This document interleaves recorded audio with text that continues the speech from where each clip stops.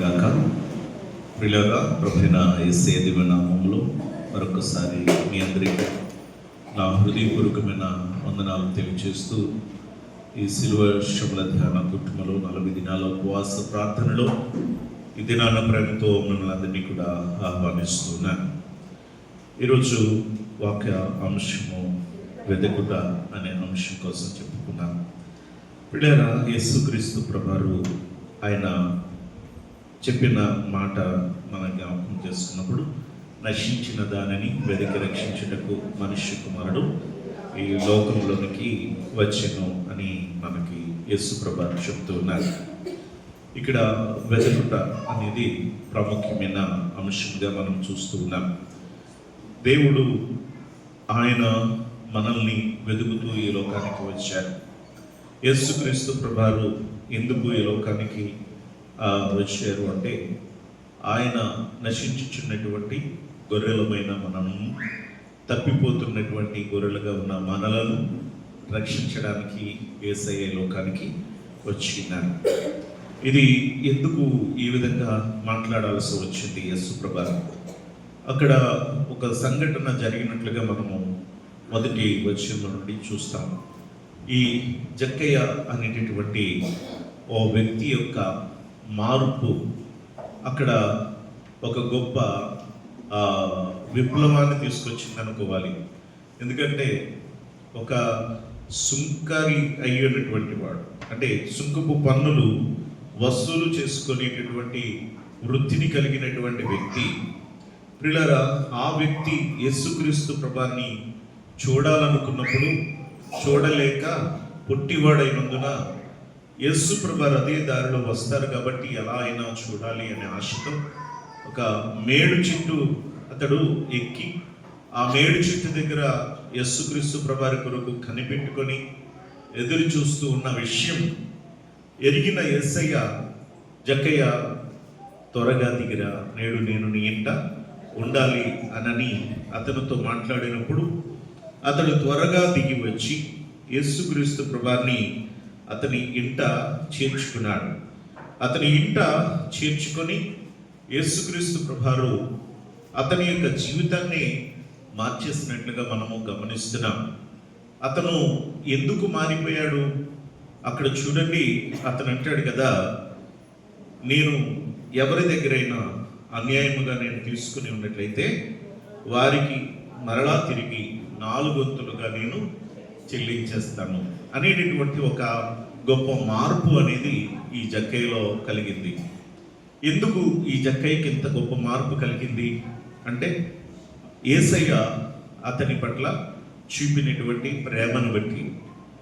అతను యేసుక్రీస్తు ప్రభువుని ఎంతో గ్రహించాడు, గమనించాడు కనుక, ఆయన ప్రేమను ఎరిగి ఉన్నాడు కనుక, యేసుక్రీస్తు ప్రభువు నాలాంటి పాపి దగ్గరికి వస్తాడా అనేటటువంటి ఒక డౌట్తో, అంటే నాలాంటి ఒక పాపని ప్రేమిస్తాడా పరిశుద్ధుడు అనేటటువంటి ఒక ఉద్దేశంతో ఆయన ఊహించని రీతిగా యేసే అతని దగ్గరికి రావడం అతని జీవితాన్ని గొప్పగా మార్చేసింది.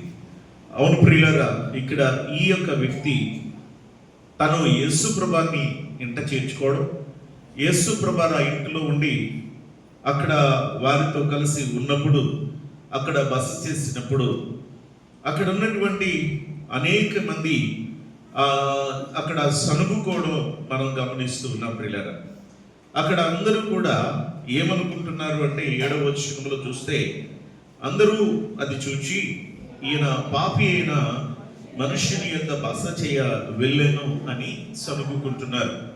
ఒక పాపి యొద్దకు బస చేయడానికి వెళ్ళాడు అని వారు సనుగుకుంటున్నప్పుడు యేసు ప్రభువు చెప్పే ఈ మాట ఏమిటి అంటే, నశించిన దానిని వెతికి రక్షించుటకు మనుష్య కుమారుడు లోకములోనికి వచ్చెను.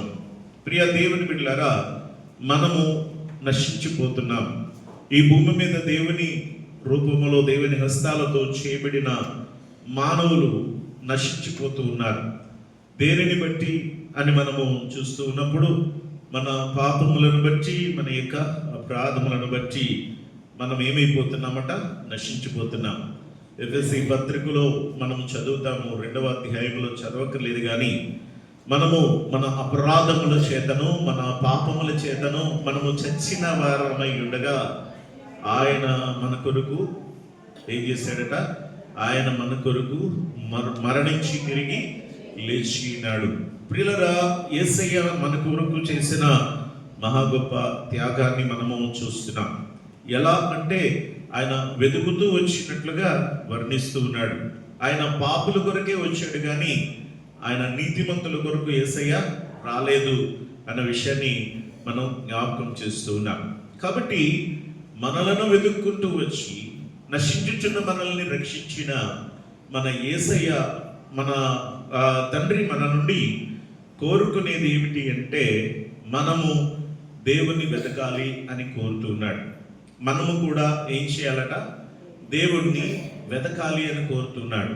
ప్రియులారా, ద్వితీయోపదేశకాండము 4వ అధ్యాయము 29వ వచనములో దేవుడు ఏం కోరుకుంటున్నాడో ఒకసారి చదువుదాం. ద్వితీయోపదేశకాండము 4వ అధ్యాయము 29వ వచనం. అయితే నీ దేవుడైన యెహోవాను మీరు వెతకని ఎడల నీ పూర్ణ హృదయముతోను నీ పూర్ణాత్మతోను వెతుకున్నప్పుడు ఆయన నీకు ప్రత్యక్షమగును. దేవుని ఏం చేయాలంట? మనం వెతకాలి. దేవుని ఎలా వెతకాలట? పూర్ణ హృదయముతోనూ పూర్ణ ఆత్మతోనూ దేవుని మనం వెతకాలని అక్కడ దేవుడే కోరుకుంటున్నాడు. ప్రియులారా, మనము దేవుని వెతకాలి. అందుకే కీర్తనలో మనము 14వ కీర్తన 2వ చరణంలో చూస్తే దావీదు మహారాజు వర్ణిస్తాడు, దేవుని వెతుకువారు కలరేమో అని. దేవుడట ఆకాశం నుండి ఆయన చూస్తూ ఉన్నాడట. చదువుదాం ఒకసారి. కీర్తన 14:2. వివేకము కలిగి దేవుని వెతుకువారు కలరేమో అని యెహోవా ఎక్కడి నుంచి చూస్తున్నాడట? ఆకాశం నుండి ఆయన చూస్తూ ఉన్నాడు. ఆకాశం నుండి కనిపెడుతూ ఉన్నాడు.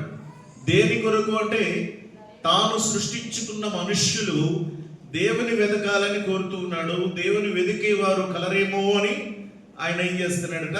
చూస్తూ ఉన్నాడు. ఈ క్రమంలోనే దేవుని వెతికేవారు అనేక మంది భక్తులైన వారిని మనం చూస్తున్నాం. ఆయనను వెతికి ఆయనను కనుగొని ఆయనను ప్రియులారా స్తుతించి ఆయనను మహిమపరిచిన వారిగా మనము గమనించాలి. ప్రియులారా, అయితే దేవుని యొక్క బిడలుగా మనము దేవుని ఏమి వెతకాలి? దేవుని వెతకాలి అంటే దేవుడు ఎలా ఉన్నాడో అలా ఆయన కనబడతాడా? దేవుణ్ణి వెతకాలి కదా. ఎక్కడ వెతకాలి? ఎక్కడ వెతకాలి? ఆయన సన్నిధిలో వెతకాలి అని మనము కీర్తన గ్రంథంలో మనం చూస్తాం. ఎక్కడ వెతకాలట? ఆయన సన్నిధిలో మనము ఆయనను వెతకాలి. దేనికి ఆయన సన్నిధిలో వెతకాలి? దేవుణ్ణి వెతకాలి. ఎప్పుడు వెతకాలో బైబిల్ చెప్తుంది. వేకువనే వెతుకుదును అని అంటాడు కీర్తనకారుడు. ఎప్పుడట? వేకువనే నేను ఆయనను వెతుకుదును. మరి ఆయన సన్నిధిలో ఆయనను వెతికితే దేవుడు కనబడతాడా? దేవుడు ప్రత్యక్షమవుతాడా? అసలు దేవుణ్ణి మనిషి చూడగలడా? మనిషి దేవుణ్ణి చూస్తే తట్టుకోగలడా?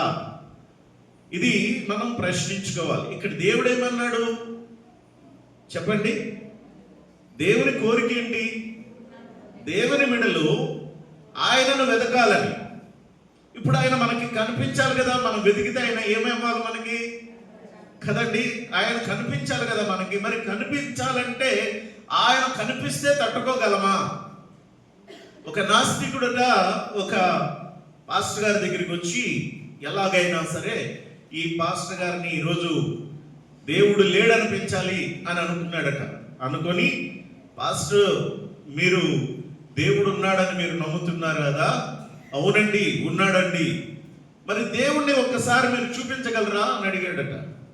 అయ్యా, దేవుణ్ణి మీరు చూడలేరండి. మీరు దేవుణ్ణి చూపిస్తే నేను దేవుణ్ణి నమ్ముతాను అని ఈ నాస్తికుడు కావాలని ఈ యొక్క పాస్టర్ గారిని అడుగుతుంటే, లేదు చూడలేరు మీరు అని అంటే, లేదు నాకు చూపించు ఎలాగైనా అని అన్నాడట. అప్పుడు ఆ పాస్టర్ గారు ఏం చేస్తారంటే, ఒక్కసారి బయటికి రండి అన్నాడు. ఒకసారి బయటకు వచ్చిన తర్వాత సూర్యుని చూపించాడు ఈయన. ఒకసారి సూర్యుని చూడండి అన్నాడు. ఆయన కానీ ఆ నాస్తికుడు సూర్యుని ఎలా చూసి వెంటనే కళ్ళు మండిపోయి, అబ్బాయి నేను లేదు సార్ చూడండి, మళ్ళీ ఒక్కసారి చూడండి సూర్యుని. అబ్బాయి నేను చూడలేకపోతున్నాను. లేదు సార్ మీరు సూర్యుని చూడండి అంటే, నేను చూడలేకపోతున్నాను, కళ్ళు మండిపోతున్నాయి.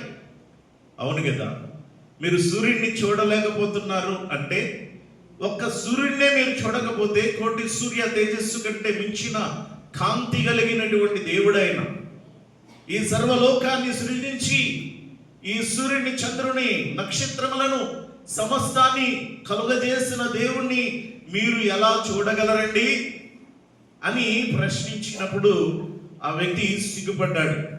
ప్రియ దేవుని బిడ్డలారా, దేవుడు కనబడతాడా, ప్రత్యక్షమవుతాడా? మనము పాత నిబంధన గ్రంథములో పూర్తిగా ఆయన ముఖాన్ని చూసిన వాళ్ళు ఎవరు కనపడరు. మనకి ఆయన ముఖాన్ని చూసిన వాళ్ళు ఎవరు కూడా కనపడరు. అందుకే ఆయన దేవుడు ఆయన మనుష్యుల రూపములో ఆయన ప్రత్యక్షం అవడం మనం గమనిస్తాం. అయితే గమనించండి ప్రియులారా, ఇప్పుడు ఆయనను వెతకడం అంటే, ఆయన సన్నిధిలో వెతకడం అంటే ప్రియులారా, దేవుడు ఎలా ఉన్నాడో అది చూడడానికి కాదు, ఆయన రూపాన్ని చూడడానికి కాదు, ఆయన యొక్క క్రియలను, ఆయన యొక్క బలమును, ఆయన యొక్క ప్రేమను, ఆయనలో ఉన్నటువంటి గొప్పతనాన్ని, ఆయనలో ఉన్నటువంటి మంచిని దేవుని బిడ్డలు ఏం చేయాలి? వెతకాలి అని వాక్యం సెలవిస్తూ ఉంది. ప్రియ దేవుని బిడ్డలారా, మనం ఒకసారి జ్ఞాపకం చేసుకుందాం. కీర్తనాగారుడు 105వ కీర్తన 4వ చరణంలో చెప్తాడు, చదువుదాం. 105వ కీర్తన 4వ చరణం. యెహోవాను వెదుకుడి, ఆయన బలమును వెదుకుడి, ఆయన సన్నిధిని నిత్యము వెదుకుడి. ఆయన సన్నిధిలో ఆయనను వెతకడం అంటే దేవుని యొక్క బలమును వెతకాలి, దేవుని యొక్క నిత్యమును మనము, ఆయన నిత్యత్వమును మనము వెదికే వారముగా ఉండాలి.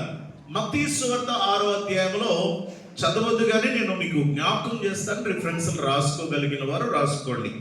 అక్కడ యేసుక్రీస్తు ప్రభువారు ఏమి వెతకాలో చెప్తారు. అది ఆయన ఏం వెతకాలి అని అంటే, మొదట ఆయన రాజ్యమును, ఆయన నీతిని ఏం చేయాలంటండి? వెతకాలి. మనం ఆయన రాజ్యమును, ఆయన నీతిని వెతికే వారముగా ఉండాలి.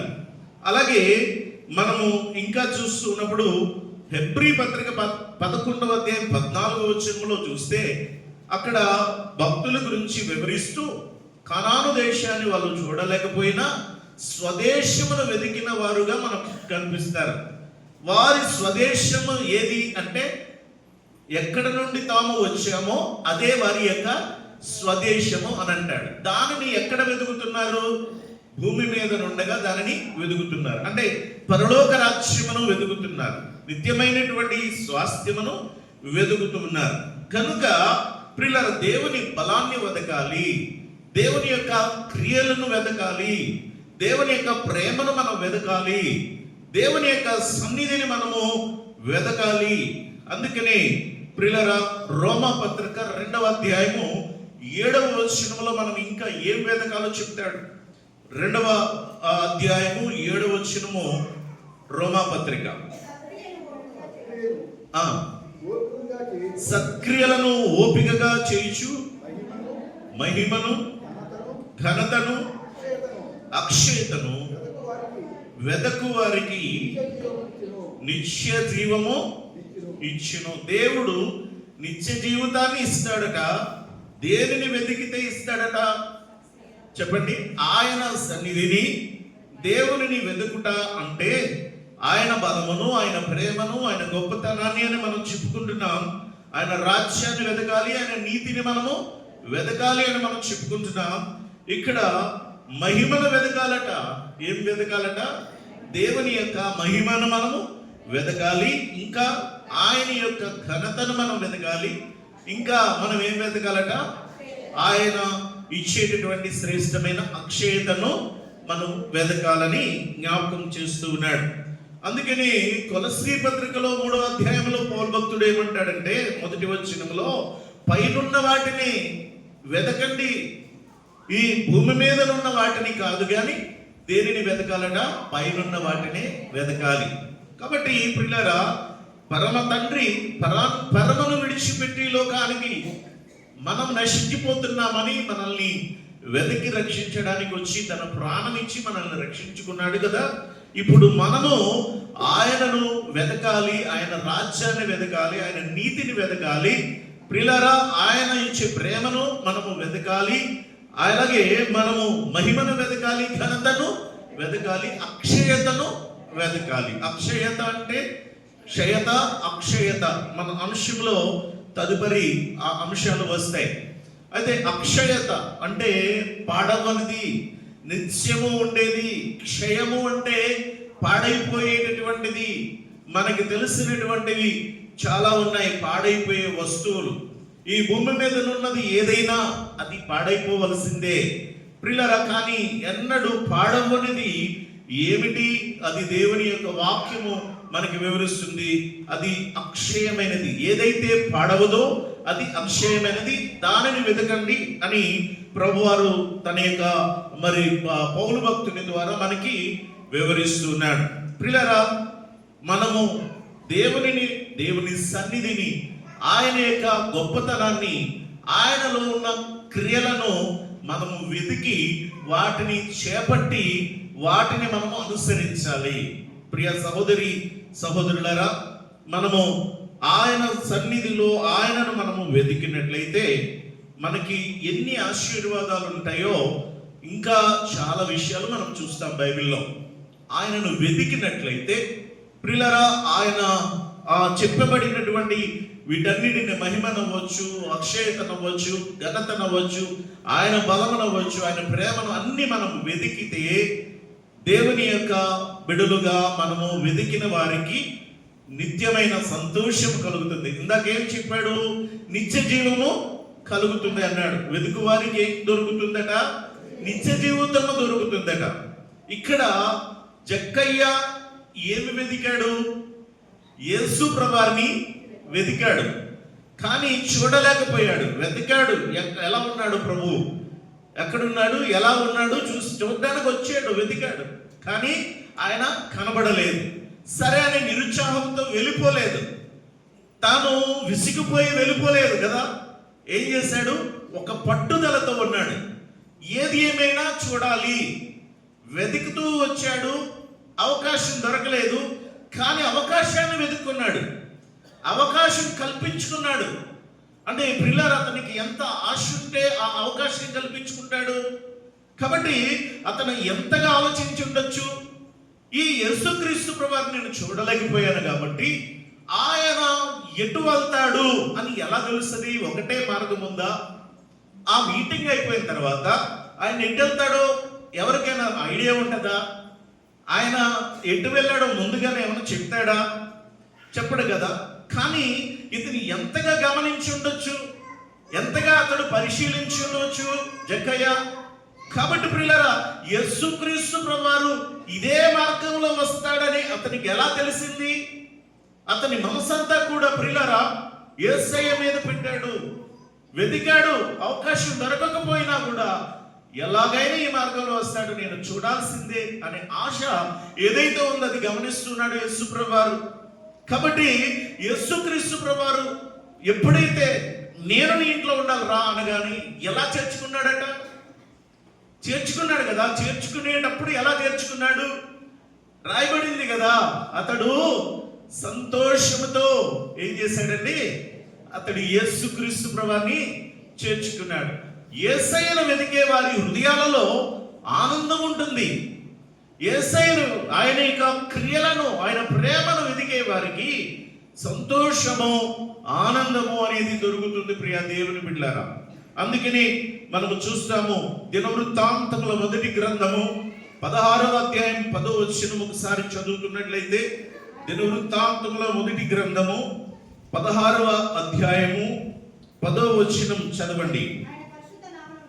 ఆయన పరిశుద్ధ నామమును బట్టి అతిశయించుడి, యెహోవాను వెదుకువారు హృదయములో ఏం చేస్తారట?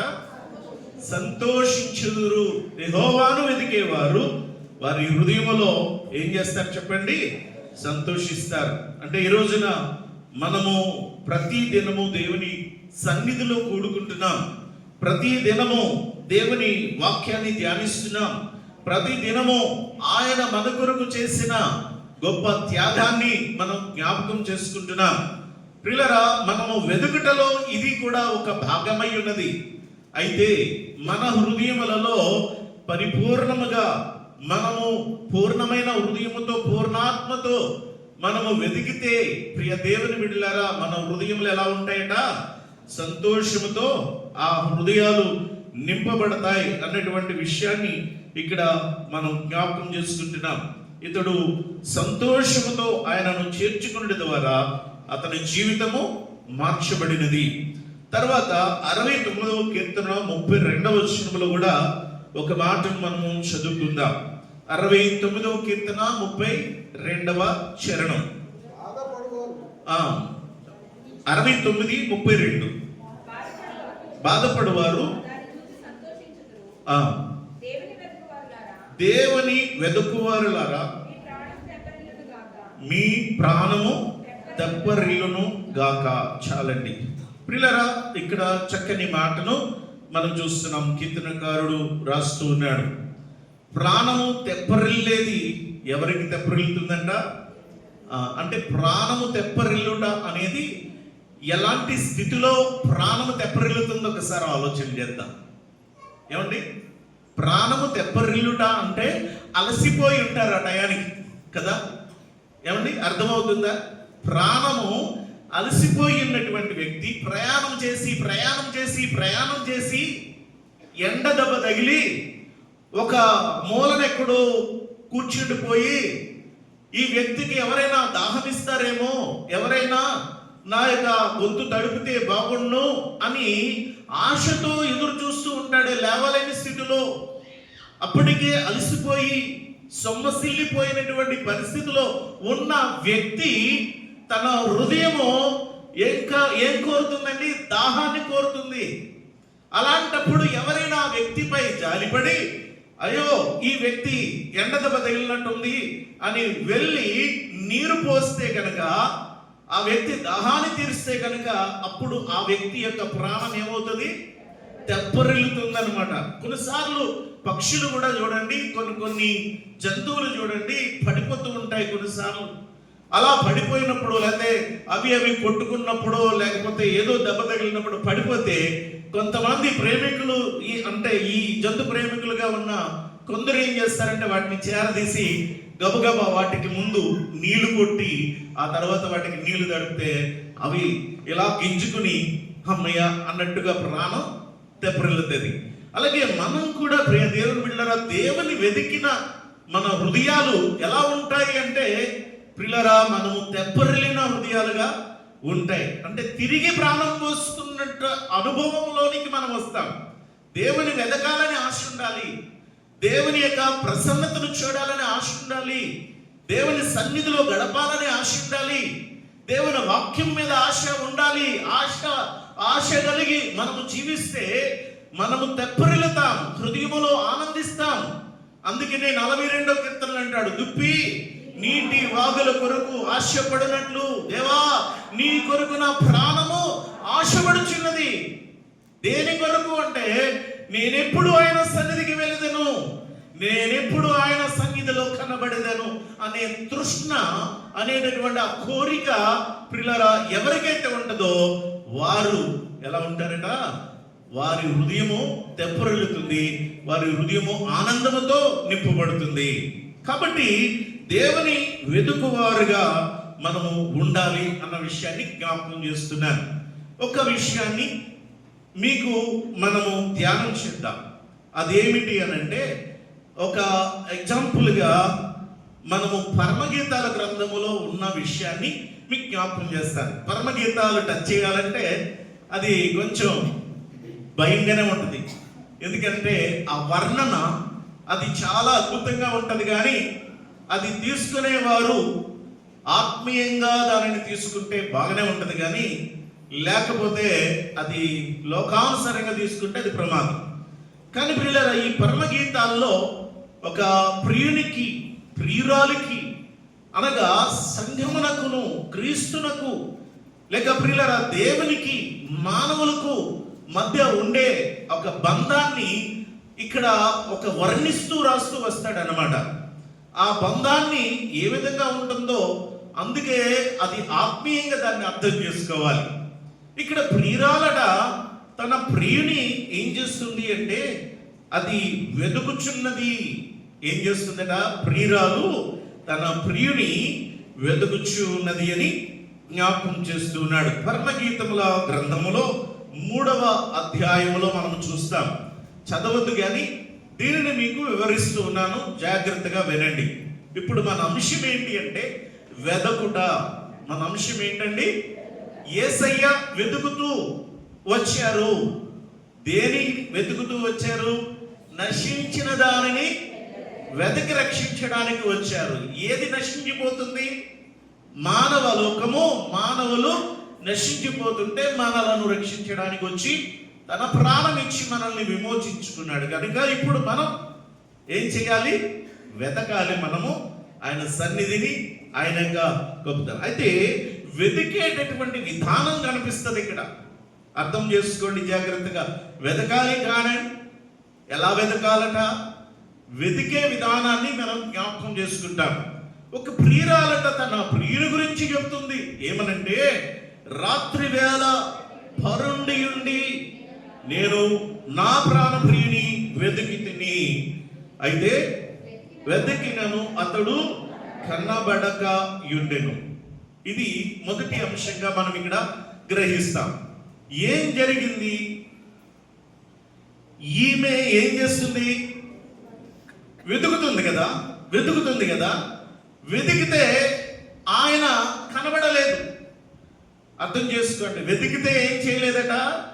కనబడలేదు. ఎందుకు? కారణం అక్కడ మనం కనుక్కుందాం.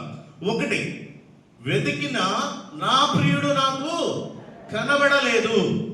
రెండవది, నేను ఇప్పుడే లేచిదను, పట్టణము వెంబడి పోయి వెతుకుదును, సంత వీధులలో రాజ వీధులలో తిరుగుదును, నా ప్రాణ ప్రియుని వెతుకుదును అని నేను అనుకుంటుని, నేను వెతికినను అతడు కనబడలేదు.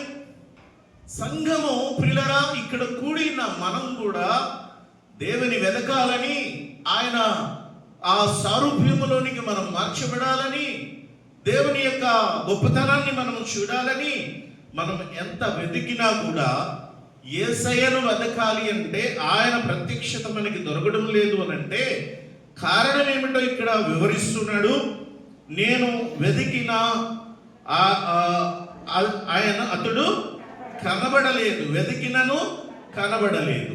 కారణము ప్రియులారా 4 విషయాలు ఇక్కడ మనం చూస్తాం. ఎందుకు కనబడలేదు? అమ్మా, మొదటి విషయం ఆలోచిస్తే అనుకుందును అంటుందన్నమాట. ఏంటి అమ్మా? అక్కడ క్లియర్గా చదివారు కదా, బైబిల్ ఉన్న వాళ్ళందరూ చూడండి. నేను అనుకుంటుని, అనుకోవడమే.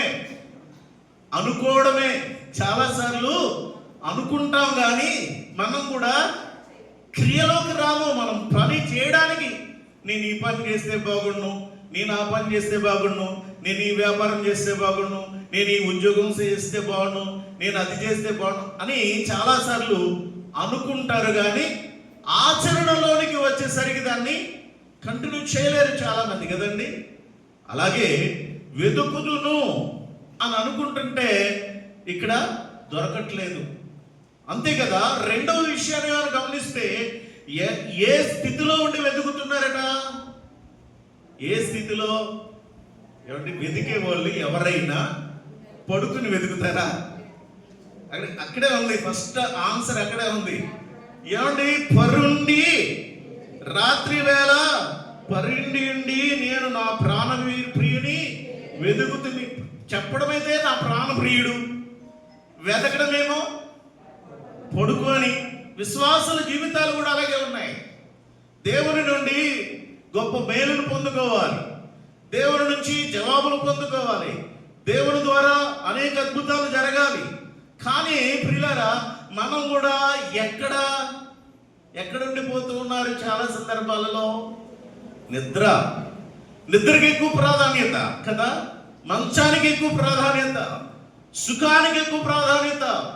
అందుకని మనము దేవుని బిడ్డలారా, మనం చెప్పుకున్నాం, అంత్య దినాలలో అపాయకర కాలాలు వస్తాయి. ఏమిటి ఆ అపాయకరాలు కాలాలు అని అంటే అందులో చెప్పుకొచ్చాడు, దేవుని కంటే సుఖానుభవమును ఎక్కువగా ప్రేమించేవారు.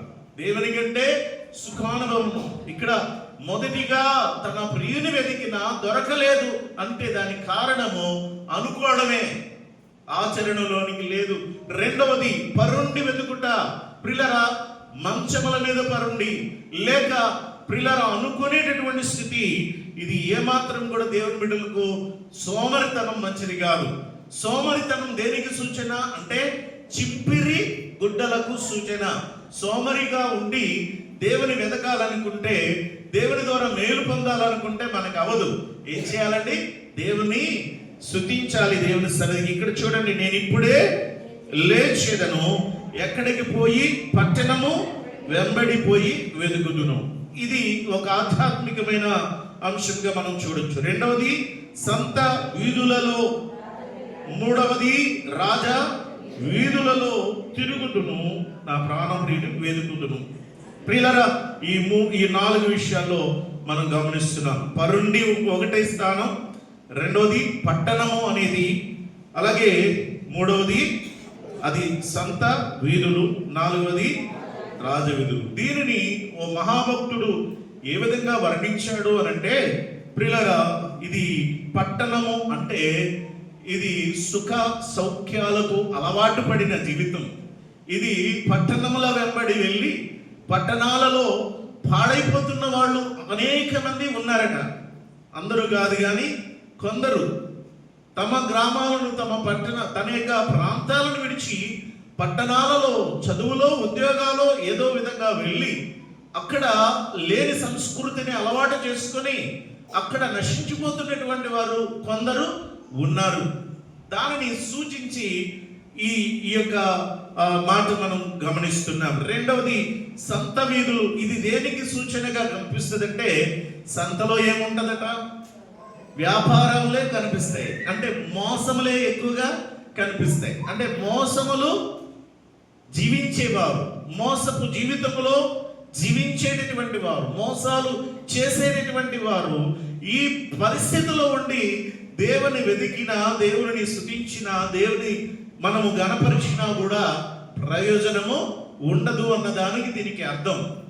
నాలుగవదిగా మనం చూస్తాం, అక్కడ రాజవీధులు. రాజవీధులు దేనికి సూచన అంటే ఇది రాజకీయాలకు సూచన.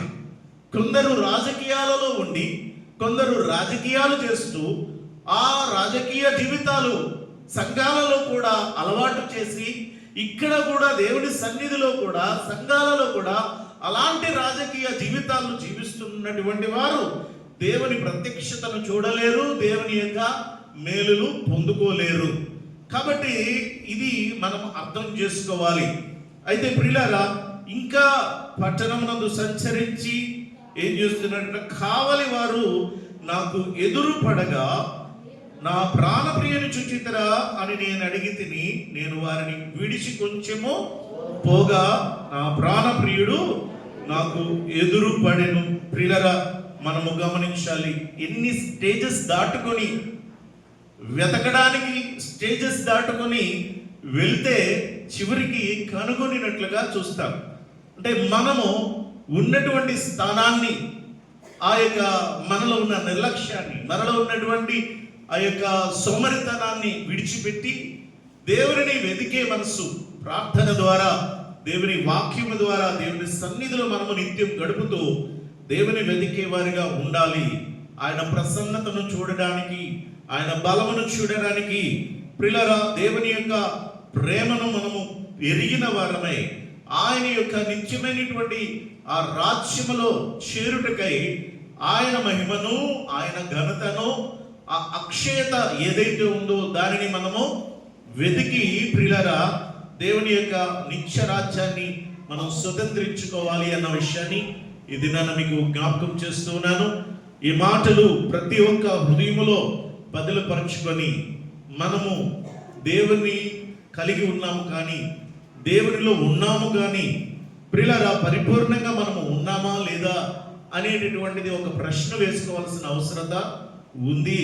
ఎందుకనంటే దేవుడు ఏ విధంగా ఆయనను వెతకాలని కోరాడో ఆ మాట మనం అర్థం చేసుకోవాలి. ఏంటంట? పూర్ణ హృదయముతో, పూర్ణ ఆత్మతో దేవుణ్ణి వెతకాలి. అదే మనము దేవుని నమ్మినంత మాత్రాన సరిపోదు కానీ మన పూర్ణమైన మనస్సు, పూర్ణమైనటువంటి ఆత్మతో, పరిపూర్ణమైనటువంటి హృదయముతో దేవుని మనము వెతుకుతూ ఆయన సన్నిధిలో మనము గడపాలని దేవుని యొక్క వాక్యం ద్వారా మీకు మనం చేస్తూ ఈ మాటలు ముగిస్తున్నాను. ప్రభు ఈ మాటలు దీవించును గాక. ప్రార్థన చేసుకుందాం. నా ప్రియ సహోదరి సహోదరులారా, దేవుని వెతికినప్పుడు ఆయన సారూప్యము మనకి కనబడదు కానీ ఆయన క్రియలలో, ఆయన ఏ క్రియలైతే కలిగి ఉన్నాడో ఆ క్రియలను మనం ఎరిగిన వారమై ఉండాలి. అవి వెతకాలి. అది దేవుడు మనకి బయలుపరుస్తున్నాడు, ఇదిగో ఇలా ఉండాలి అని. ఆ క్రియలను మనము కలిగి జీవించితయే. దేవుని బిడ్డలారా, మనం ఎన్నో మాటలు వింటున్నాం, ఎన్నో వాక్యాలు మనం వింటున్నాం, కానీ మనము మర్చిపోతున్నామేమో, విడిచిపెడుతున్నామేమో. ఒక్కసారి పరిశీలన చేసుకుందాం. నిన్ను నన్ను వెతికి రక్షించడానికి మనం నశించిపోతున్నాం. మనల్ని వెతికి రక్షించడానికి యేసయ్య ఈ లోకానికి వచ్చి శ్రమపడి మరణించి తిరిగి లేచిన ఆయన కోరుతున్నది ఏంటో తెలుసా? ఆయనను మనము వెతికే వారికి ఉండాలి. అక్షయతను వెతకాలి, ఆయన నీతిని వెతకాలి, ఆయన రాజ్యాన్ని వెతకాలి, ఆయన మహిమను వెతకాలి, ఆయన ఘనతను వెతకాలి, ఆయన బలాన్ని వెతకాలి, ఆయన ప్రేమను వెతకాలి. అది నేను కలిగి ఉండాలి అని ఓ తపన కలిగి ఉండాలి. ప్రభువు వలె నేను జీవిస్తాను అనేటటువంటి సమర్పణతో వెతకాలి. ప్రార్థన చేద్దాం. ఈ సమయంలో పాస్టర్ గారు ప్రార్థన చేస్తారు. మనం ఏకీభవించుదాం. మా తండ్రి, కృపగల దేవ, దయగల మా ప్రభువా, నీకు వందనాలు, స్తుతులు, స్తోత్రాలు తండ్రి. ఇంతవరకు ప్రభువా నాయన నీ సన్నిధానంలో మేమందరం కూడి నాయన నిన్ను ఆరాధించి కనపరిచిన తండ్రి, ఈ సమయం ముందు తండ్రి ప్రభువా నీ దాసుని నిలబెట్టుకొని ఇంతవరకు మీరు మాట్లాడిన మాటలను బట్టి నీకు స్తోత్రాలు. ఇదిగో తండ్రి, ఇది నాయన మా అందరితో మీరు మాట్లాడినారు ప్రభువా. నేను మేము దేనిని వెతకాలో, ఎలా వెతకాలో ప్రభువా నైనా మాకు నేను హెచ్చరించినారు తండ్రి, మాతో మాట్లాడినారు ప్రభువా. నైనా మొదట నీ నీతిని, నీ రాజ్యమును వెతికేవారుగా ఉండడానికి సహాయం చేయండి. నీ సన్నిధిని వెతికేవారుగా, నీ బలమును, నీ ప్రసన్నతను నైనా మేము వెతికేవారుగా ఉండడానికి సహాయం చేయండి. నా తండ్రి ప్రభా, అంటే ఆసక్తిని ప్రతి బిడకును దయచేయమని వేడుకొంచున్నాను. నా తండ్రి ప్రభా, నిత్య జీవము అనుగ్రహించాలంటే ప్రభా నాయన, నిత్య జీవమును మేము పొందుకోవాలంటే తండ్రి నాయన మొదట నిన్ను వెతికారు వారంగా నాయన, నీలోని క్రియలను మేము కనుగొని వాటిని అనుసరించి నడుచుట మాకు నేర్పించమని వేడుకొంచున్నాను. వినిన మాటలు మా అందరి హృదయాల్లో ఫలింపచేయమని యేసు నామమున వేడుకొంచున్నాం తండ్రి. ఆమేన్.